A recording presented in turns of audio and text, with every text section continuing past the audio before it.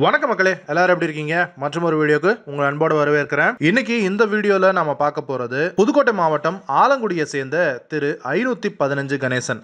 515 அப்படிங்கிறது அவர் முதல்ல வாங்கின அவருடைய அம்பாஸ்டர் கார்னுடைய நம்பர். அந்த நம்பர் அவருடைய பேருக்கு முன்னாடி ஒரு பட்டப்பேராகவே வர்றதுக்கான காரணம் அவர் 55 வருஷமா தொடர்ச்சியா செய்யக்கூடிய அந்த சேவை. இன்னைக்கு 76 வயசு ஆகக்கூடிய திரு கணேசன் அவர்கள் இத்தனை வருஷமா அவர் செஞ்ச இந்த சேவையில அவர் பெற்றது என்ன, அவர் இழந்தது என்ன அப்படிங்கிறத நம்ம கிட்ட பகிர்ந்திருக்காரு. அவரை சந்திச்சதும் அவரை இந்த நேர்காணல் எடுத்ததும் நான் ரொம்ப பெருமையா கருதுறேன். வாங்க அவர்கிட்ட பேசலாம். ஐயா வணக்கம். வணக்கம் ஐயா உங்க பேரு? என் பேர் இயற்கை பேர் வந்து எஸ் கணேசன். சரிங்க ஐயா. இப்போ சேவை செய்ய ஆரம்பிச்சிலேருந்து 515 கணேசன் கூப்பிட்றாங்க. சரிங்க ஐயா. சொந்த ஊர் புதுக்கோட்டை மாவட்டம் ஆலங்குடி. ஆஹா.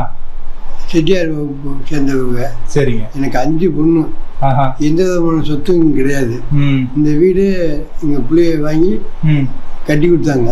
சரிங்க. அவங்க செலவுல 5 பொண்ணுமே சேர்ந்து கட்டி கொடுத்தாங்க. கஜா புயல் வந்துச்சு. கஜா புயலில் தான் வீடு எல்லாம் இழந்தோன்னே புதிய தலைமுறையில் வந்து செய்தி எடுத்து போட்டாங்க. சரிங்க. அந்த நேரம் வந்து நான் கஜா புயல் வாட்டி மறுநாள் தான் நான் காங்கேயத்துக்கு போயிட்டு வசூல் பண்ணேன், பொதுமக்கள் சேவை செய்ய. அப்போ புதிய தலைமுறைன்னு கூப்பிட்டு உங்கள் வீடு இழந்துட்டு நீங்கள் ஏன் வசூல் பண்ண போறீங்கன்னு சொல்லி கூப்பிட்டு வந்து டிவி எடுத்து உடனடியாக டிவி மறுநாள் போட்டாங்க. உடனே தந்தி டிவி எல்லாத்தையும் போட்ட நிமிஷத்தை நடிகர் ராகவால் ஆரம்பிச்சு நடிகரை பார்த்து உடனே வரேன்னு சொன்னார். எங்கேயும் போயிடாதீங்கன்னாரு. மறுநாள் காலையில் 10 மணிக்கெலாம் வந்தார். வந்து அவரை நின்று பார்த்து கூட்டம் கூடி போச்சு. நிறைய மக்கள் வந்து எல்லாரையும் பார்த்துட்டு கூட்டத்தில் யாரும் இன்ஜினியர் யாராங்கிட்ட இல்லைன்றாங்க. அப்புறம் நேராக புதுக்கோட்டைக்கு ரூமில் போய் தங்கிட்டு அங்கேருந்து ஆளுகளை வர சொல்லி என்னையும் அவங்க காரில் கூட்டிட்டு போய் மேசி 10 லட்ச ரூபா பேசி முடிச்சு 5 லட்ச ரூபா டன் கொடுத்து 3 மாத்தையில கட்டி கொடுக்கணும்னு சொல்லி கொடுத்தாங்க. அதே மாதிரி 3 மாத்தையில அவரே வந்து இருந்து மனையும் போட்டாரு. அவரே வந்து இருந்து பால் காய்ச்சி சாய் கொடுத்துட்டு போனார். சூப்பர். நான் வந்து ஏழைகளுக்கு உதவி செய்யும் நோக்கத்தோட 1968 ஆமா பழைய இரும்பு வியாபாரம் பண்ணியிருந்தேன். பழைய இரும்பு வியாபாரம். ஆமா. அந்த நேரம் ஆஸ்பத்திரிக்கு போயிருந்தேன். அந்த நேரம் போகும்போது தள்ளுவண்டியில் பாடி ஏற்றி வைக்கல போட மூடி வச்சிருந்தாங்க. இன்னும் எங்கன்னு கேட்ட போனால் எங்களுக்கு வண்டி கிடைக்கல, ஆட்டோ ரிக்ஷாவும் ஒருத்தர் வர மாட்டேங்கிறா, அதுக்காக தள்ளுவண்டி தள்ளிட்டு போனேன். அது அப்போவே போய் புதுக்கோட்டையில் போய் என்னுடைய சொந்த காசில் 17,000 ரூபாய்க்கு 17,500 ரூபாய்க்கு ஒரு வண்டி வாங்கிட்டு வந்தேன். 1968 17,000 ரொம்ப பெரிய காசு இல்லை? ஆமாம். அதை வாங்கி வந்து பிரசவத்துக்கு இலவசம்னு 20 கிலோமீட்டர் வரை ஓட்டினேன். அதுக்கப்புறம் எதிரியை வந்து பார்த்துட்டு இந்த 2 அழுத்தம் வந்து பிரசவங்கிற பீனரான அழிச்சிட்டு சவத்துக்கு சொல்லிட்டு சொன்னாங்க. அதையும் ஓட்ட ஆரம்பித்தேன். முத ஓட்டுனது சவாரி வந்து ஆலங்குடி டு கீழாத்தூர். ஆலங்குடியிலேருந்து கீழாத்தூருக்கு பாய்ச்சன் கேஸ் 3 மணிக்கு. இப்போ ஓட்டும் போது பயம் வெட்ட போச்சு. அதை ஏற்றி கொண்டு இறக்கிட்டு வந்தேன். அதுக்கப்புறம் இதுவரை வந்து 12,000க்கு மேலே பாடி ஏற்றிருக்கேன். பிரசவ கேஸ் 2,000க்கு மேலே ஏற்றிருக்கேன். இது ஆக்சிடென்ட் விபத்து நெருப்பு வச்சுக்கிட்ட கேஸு 2,000க்கு மேலே. அதே மாதிரி இதுவரை இடையில நிற்காத வண்டி லாரன்ஸ் வீடு கட்டி கொடுத்தாரு. ஒரு கார் ஒன்று வாங்கி கொடுத்தாங்க. எஸ்பி புதுக்கோட்டை மாவட்டம் எஸ்பி கலெக்டர் எல்லாரும் அவார்டு கொடுத்தாங்க. காஞ்சிபுரம் பெரியவர்கிட்ட போய் அவங்க 20,000 ரூபா பணம் கொடுத்து பட்டு வெட்டி பட்டு சேலை கொடுத்தாங்க. நிறைய 217 அவார்டு வாங்கியிருக்கேன். இதுவரை போகாத புதுக்கோட்டை மாவட்டத்தில் போகாத சுடுகாடே இல்லை. அந்த அளவுக்கு நான் சேவை செஞ்சுருக்கேன். கூப்பிட்ட நிமிஷத்துக்கு போவேன். கொரோனாவுக்கு மட்டும் முதல் கொரோனாவுக்கு 2 லட்சம் கிலோமீட்டர் ஓடி இருக்கு. அடுத்த கொரோனாவுக்கு 48,000 50,000 கிலோமீட்டர் தான் ஓடுது. கொரோனா காலத்துல 40 வயசுக்கு மேல இருக்கிறவங்க அதிகமா வெளியில வராதீங்கன்னு சொல்லினாங்க. ஆனா நீங்க இந்த வயசுல எனக்கு அரசாங்கத்துல துணிமணி எல்லாம் கொடுத்தாங்க. சரி. அந்த இது மாசு ட்ரெஸ் எல்லாம் கொடுத்துருந்தாங்க. சரிங்க. தாலுக்கா இருந்து வந்து 20 ஜோடி கொடுத்தாங்க. அதை வச்சுக்கிட்டு அந்த துணிச்சல்ல பிள்ளைகளுக்கு தெரியாது நான் போனது வரும். இந்த வாரம் வீட்டு ஓடி போய் நிறைய கொரோனா ஏற்றிட்டு போய் அடக்கம் பண்ணியிருக்கேன். அனாதை குழந்தைகளை அடக்கம் பண்ணியிருக்கேன். நிறைய பாடி 12,000 கணக்கில் அவ்வளவு இது ஏற்றி இறக்கியாச்சு. நிறைய உதவி செஞ்சிருக்கு ஏழைகளுக்காகவே. நம்ம தொண்டு தொடர்ந்து நீட்டிக்கிட்டு வருது. கண்டிப்பா கண்டிப்பா. நான் இந்தியாவிலே முத பிரசவத்துக்குன்னு ஓட்டின காரு எங்க காரு. 108 வர்றதுக்கு காரணமே என்னால் தான் வந்துச்சு. 108 வர்றதுக்கு காரணம் சட்டசபையில் ஒரு 5 பொம்பளை வச்சுட்டு ஒரு செட்டியார் பையன் வாடகைக்கு இலவசமாக ஓட்டுறாரு, அரசாங்கம் என்ன பண்ணுறீங்கன்னு கேட்டோடனே அவர் ஹெலிகாப்டர் வாங்கி வச்சுருந்த விட்டு வண்டி வாங்கி கொடுத்தாங்க. ஆலங்குடிக்கு வந்த ஆம்புலன்ஸ் நம்பர் 515. ஆலங்குடிக்கு வந்து 515. அதெல்லாம் நிறையா உதவி செஞ்சுக்கிட்டு இருக்கேன். என்னால் முடிஞ்ச உதவி எப்போ கூப்பிட்டாலும் யார் கூப்பிட்டாலும் போவேன். சரி சரி சரி சரி. ஆபத்து பாண்டவன் அவனால ரத்தம்னு சொல்கிறாங்களே, ஆமாம், அது மாதிரி பசிக்கிறதோ என்ன மயிலாம் இருக்கோ போவேன். ஒரே நாளில் 4 பாடி 5 பாடியெல்லாம் ஏற்றிருக்கேன். ரொம்பவே கொண்டு அடக்கம் பண்ணியிருக்கேன். சரி சரி. நானே போய் குளியை தோண்டி எடுத்திருக்கேன். ஒரே ஆளாக நின்று எல்லாமே நான் டயர் ஏரெல்லாம் வச்சுருப்பேன். டக்குன்னு அள்ளிட்டு போய் வச்சு கொளுத்தி நம்மளால் முடிஞ்ச உதவி செஞ்சுட்டு இருந்துருக்கேன். செஞ்சுருவீங்க. யார் இருந்தாலும் முதலிடம் அனாதைகளுக்கு தான் முதலிடம். உடனே போய் சொல்லுவாங்க, உடனே கூட்டிகிட்டு போய் எல்லாம் நல்ல விதமாக அடக்கம் பண்ணிட்டு. இப்போ உங்களுக்கு என்ன வயசாகுது? வயசு இப்போ வந்து 75 முடிஞ்சு 76 நடக்குது. இப்போவும் கார் ஓட்டுறீங்க? கார் ஓட்டிக்கிட்டு இருக்கேன். சந்தோஷம். நேற்று கூட சவாரி தான் போயிட்டு வந்தேன். அப்படிங்களா? அதாவது நல்லாண்டவர் கொள்ளைன்னு ஒன்று இருக்குது, புல்லாண்டு கீழே இது நெடுவாசல் கிட்ட. சரி. அங்கேருந்து ஏற்றி பேராவணிக்கு பக்கத்தில் கொண்டு இறக்கிட்டு. ஓ, பாடி தான். ஓஹோ. அதான் நிறைய கூப்பிட்டா உடனே போவேன். சரி சரி சரி. கூப்பிட்ட உடலுக்கு நம்ம காரு போய் ரெடியாக நிற்கும். சரிங்க சரிங்க. இடையில நிற்காத வண்டி இருக்குது வேற, ரிப்பேர் இல்லாமல் ஓடுது. இப்போ இதெல்லாம் இலவசமா செய்யணும் அப்படிங்கிற மனசு இருக்கு அப்படிங்கிறது ரொம்ப பாராட்டக்கூடிய ஒரு விஷயம் தான். ஆனா ஒரு வண்டி, அந்த வண்டி ஓடணும் அப்படின்னா அதுக்குன்னு ஒரு பொருட்செலவுன்னு இருக்குல்ல. ஒரு டீசல் ஊற்றணும், ஆயில் மாற்றணும். அதுதான் பழைய பண்ணி அதில் கிடைக்கிற வருமானத்தை அதுக்கு டீசல் போட்டுக்கணும். நீங்க மற்ற வருமானத்துல இதை செஞ்சுக்கிறீங்க. ரொம்ப கேட்கறதுக்கே ரொம்ப நெகிழ்ச்சியான ஒரு விஷயமா இருக்கு. உங்களுக்கு அரசாங்கத்துல இருந்து எதுவும் இது வேற மட்டும் தெரியல. நான் இன்னும் எழுதி போட்டுக்கேன். சரிங்க ஐயா. அண்ணாமலை வந்தாரு, அவர் வந்து பார்த்துட்டு போனாரு. மாநில பார்த்துட்டு பத்மபூஷன் விருதுக்கு சிபாரிசு பண்ணுன்னு சொல்லிட்டு போனாங்க. சரிங்க ஐயா. தபால் பெரியார் விருது கிடைக்கிறதுக்கு தபால் போட்டேன். ஸ்டாலினுக்கே போட்டேன். அதுவும் ஜெயலலிதா இருக்கும்போதும் போட்டேன், ஸ்டாலின் இருக்கும்போதும் போட்டேன். அவங்களே வந்து தாசில்தார் ஆஃபீஸ்லேருந்து வந்து கேட்டாங்க. நான் வாங்கிட்டு போனாங்க. இன்னும் வர எனக்கு பதிலும் வரல, அதை பற்றி ஒன்றும் ரிப்போர்ட் எதுவுமே வரல. எனக்கு இப்போதைக்கு வந்து வண்டி வேலை பார்க்கணும். நான் டயரு பேட்டரி வாங்கி போடணும். அதுதான் உங்களுக்கு தேவை. சரி சரி. கொஞ்சம் வீட்டில் ஒரு 10,000 ரூபா வேலை கக்கூசி கட்டாமல் போயிட்டாங்க. ஓ சரி. அதனால அதுக்கு ஒரு 10,000 வரும். டயர் வாங்கி போட்டாக்க கொஞ்சம் உதவி செஞ்சுக்கு கொஞ்சம் சௌகரியமாக இருக்கும். சரி சரி சரி. உங்களுக்கு இந்த கூகுள் பேன்னு சொல்லப்படுற இதெல்லாம் வச்சுருக்கீங்களா? எல்லாமே இருக்குது. வச்சுருக்கேன். என் பேரை வச்சுருக்கேன். உங்கள் பேரை வச்சுருக்கேன். அந்த என் நம்பர் வாட்ஸ்அப்பாக வச்சுருக்கேன். சரி. போட்டிங்கன்னாக்கா சரி சரி சரி. அது நம்பர் கொடுத்தா வீடியோ பார்க்குறவங்க யாராவது உதவி செய்யப்பட்டா செய்யலாம் இல்லையா? சரிங்க ஐயா சரிங்க ஐயா. உயிர் உள்ளவரை இது சேவை. எனக்கு அப்புறமா இந்த வண்டியெல்லாம் ஒரு ஆள் கொடுத்து சும்மா ஓட்ட சொல்லிட்டேன். அப்படிங்களா? காலையில் விற்கப்படாத வண்டியா 3 வண்டி கிடக்கு. 3 வண்டி விற்கப்படாது. அவங்க என் பேரை வச்சு நீங்கள் ஓடிக்கணும். ஓ, நீங்கள் செலவு பண்ணிக்கோங்க, வண்டி விற்கப்படாதுன்னு சொல்லி 3 நேரம் கரெக்ட் பண்ணி. மொதல் வண்டி 68ல் வாங்கினீங்க. ரெண்டாவது வண்டி மொத்தம் இது வந்து 39 வண்டி இப்போ இருக்குது. பேட்ச் ஒர்க்கெல்லாம் பார்க்க மாட்டாங்க. ஓஹோ. டிக்கெட்டுக்கெல்லாம் பயப்படுவாங்க. இந்த வண்டி பார்த்தாலே பயப்படுவாங்க. அதனால் பேட்ச் ஒர்க் வர நேரத்தில் கண்டம் பண்ணிட்டு வேற வண்டி வாங்கி. ஓ, பாடி ஏற்றுற வண்டின்றதுனால மெக்கானிக் இங்கே வேலை பார்க்கறதுக்கே 10 வைக்கும் போது நெருப்பிடிச்சு எரிஞ்சு போச்சு வண்டி. ஓ, அதனால பயந்துட்டாங்க. அவருக்கு மேல் காலுக்கு அப்புறம் காயம். அப்புறம் அவரை கூட்டிகிட்டு போய் நான் வைத்தியத்தில் பண்ணி 10,000 ரூபா நான் காசு கொடுத்தேன். அதனால நானும் பார்க்குறதுல கண்டமாச்சு எங்கே நிற்கிதோ டக்குன்னு நிப்பாட்டிட்டு வேற வண்டி வாங்கிட்டு. ஓஹோ, அந்த மாதிரி இது 39வது வண்டி. ஆமாம், இந்த வண்டி 39வது வண்டி. ஓ சரி சரி சரி சரி சரி. இது வரைக்கும் நீங்கள் ஒரு 50-60 வருஷமா பண்ணுறீங்கல்ல? ஆமாம், 55 வருஷம் ஆச்சு. உங்கள் ஞாபகத்தில் இருக்கிற ஒரு முக்கியமான இன்சிடென்ட்னா எது சொல்லலாம்? அதாவது ஒரு பெரிய ஒரு ஆசாரி குடும்பம், புதுமணி பிள்ளைகள் 2 பேருக்குமே. அவங்க அண்ணன் மையெல்லாம் இருக்காங்க, வசதியாக இருந்தாங்க. சரி. அவர் என்னை கூப்பிட்டு கணேசன் இங்கே வாங்கன்னு கூப்பிட்டு வீட்டுக்கே வந்துட்டார். வீட்டுக்கு வந்து ஐயா புதுமணி 2 பேருமே வந்தாங்க. வந்து இறந்துடுவேன், என்னை தூக்கி அடக்கம் பண்ணுறதுக்கு ஆள் இல்லை, அண்ணன் என்கிட்ட கொடுத்தா சரியாக வராது, நீங்களே இந்த காரியத்தை செஞ்சு கொடுங்க சொன்னார். சரி, 2,000 ரூபா கொடுத்துட்டு போனார். டக்குன்னு ஒரு 10-15 நாளில் முதல் நாள் அவர் இறந்துட்டார். மறுநாள் அந்த அம்மா இறந்து போச்சு. ரெண்டுமே ஜேஜேபியை வச்சு குழி தோண்டி ஆசாரி முறைப்படி என்னென்ன செய்யணும்னு செஞ்சு 10-12 ரூபா செலவு பண்ணிடு வேலை இருந்துச்சு. எல்லா வரமும் 30 சடங்கு உட்பட செஞ்சுட்டு வந்தேன். அவங்களுக்கு அவங்க 2000 ரூபா தான் கொடுத்துட்டு போனாங்க. அவங்களுக்கு 12,000 ரூபா செலவு. 12,000 ரூபா செலவு. நான் 12,000 இதெல்லாம் இந்த புண்ணியம் எல்லாம் கண்டிப்பா உங்க பிள்ளைங்க பேரங்களுக்கு தான் போய் சேரும் கண்டிப்பா. அதே மாதிரி ஆவணங்க ஐயாட்டில துப்பாக்கி சூடு நடந்துச்சு. அதில் வந்து ஒரு 5 பேரை காவந்து பண்ணேன். சரி. 5 பேரை காவந்து பண்ணதுனால அந்த ஏரியாவில் 20 நாள் வண்டி போடல, பஸ்ஸு வந்து யாரும் விடலை. சரி. அந்த சரியான பிரச்சனை. அதுக்காக நம்ம வண்டியை மட்டும்தான் ஓடுச்சு. அதில் தான் பேர் வாங்கினது. 5 வண்டி வந்தால் யாரும் ஒன்றும் பண்ணக்கூடாதுன்னு சொல்லி ஊராளுங்க கமிட்டியில் பேசி முடிச்சுட்டாங்க. அதுக்கப்புறம் வந்து தமிழ்நாடு முழுவதும் பேருக்கு வண்டி.